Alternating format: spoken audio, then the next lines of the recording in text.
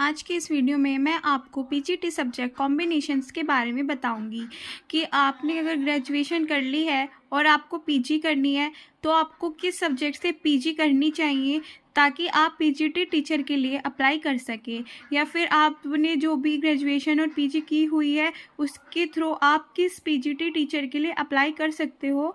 आज आपको इस वीडियो में ये बताऊंगी मैं, तो काफ़ी यूज़फुल वीडियो आपके लिए रहने वाली है। तो चलिए स्टार्ट करते हैं। हमारा फर्स्ट है संस्कृत।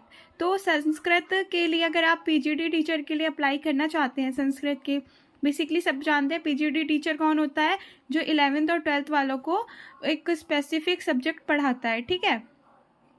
तो जैसे आप मान लीजिए आप संस्कृत के लिए अप्लाई करना चाहते हो तो आपको क्या करना होगा कि आपकी एमए जो है वो संस्कृत में होनी चाहिए। भले से आपकी ग्रेजुएशन कुछ भी रही हो बट आपका एमए संस्कृत से होना चाहिए। अब बात करते हैं हिंदी की, कि हिंदी का पीजीटी टीचर अप्लाई करने के लिए आपको क्या करना है। हिंदी का पीजीटी टीचर अप्लाई करने के लिए आपकी बीए में संस्कृत एज ए सब्जेक्ट होनी चाहिए और एमए आपका हिंदी से होना चाहिए। और एमए में आपकी हिंदी मतलब एमए आपको डबल हिंदी से करना होगा, मतलब डबल एमए होगा। एक तो एमए हिंदी से करना होगा एक बार और एक बार एमए संस्कृत से। तो जब आपका या तो ये वाली कंडीशन होनी चाहिए या ये वाली कंडीशन होनी चाहिए, तब आप पीजीटी हिंदी टीचर के लिए अप्लाई कर सकते हैं। नेक्स्ट है हमारा इंग्लिश। इंग्लिश करने के लिए आपको क्या करना होगा, एमए आपका इंग्लिश से होना चाहिए, भले से आपके पास में ग्रेजुएशन में कोई सी भी डिग्री रही हो। नेक्स्ट है हमारा हिस्ट्री। हिस्ट्री से अप्लाई करने के लिए आपको एमए इन हिस्ट्री होना चाहिए। ज्योग्राफी से अप्लाई करने के लिए आपको एमए इन ज्योग्राफी होना चाहिए। पॉलिटिकल साइंस से अप्लाई करने के लिए आपको एमए इन पॉलिटिकल साइंस होना चाहिए। सोशियोलॉजी से अप्लाई करने के लिए आपको एमए इन सोशियोलॉजी होना चाहिए।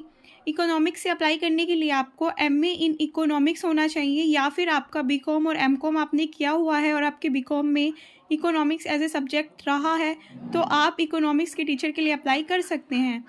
कॉमर्स से पीजीटी टीचर अप्लाई करने के लिए आपको सिंपल सी बात है एमकॉम होना चाहिए। मैथ से आप अप्लाई करना चाहते हैं तो आपकी बीएससी होनी चाहिए, ठीक है।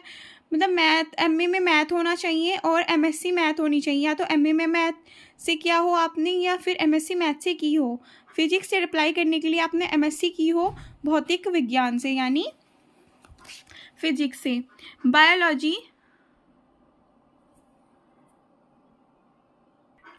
बायोलॉजी से अगर आप अप्लाई करना चाहते हैं पीजीटी टीचर के लिए तो आपकी एमएससी बीए बायोलॉजी से होनी चाहिए। केमिस्ट्री टीचर के लिए अगर आप अप्लाई करना चाहते हैं तो बेसिकली आपकी एमएससी केमिस्ट्री से होनी चाहिए। होम साइंस से अगर आप अप्लाई करना चाहते हैं पीजीटी टीचर के लिए तो आपकी एमए और एमएससी होनी चाहिए। जैसे कि आप सभी जानते हैं कि पीजीटी टीचर के लिए इंपॉर्टेंट होता है पीजी। जब भी हम किस वैकेंसी को देखते हैं, रिसेंटली DSSB में भी हमारी वैकेंसी निकली हुई है तो उन्होंने हमारा पीजी मांगते हैं वे, ठीक है। और क्या कंडीशन रखते हैं वो कंडीशंस आपके सामने है। तो अगर आप पीजीटी टीचर के लिए अप्लाई करना चाहते हो तो सिंपल सी बात है, आपका पीजी उस सब्जेक्ट से होना चाहिए, तभी आप एक पीजीटी टीचर के लिए अप्लाई कर सकते हैं।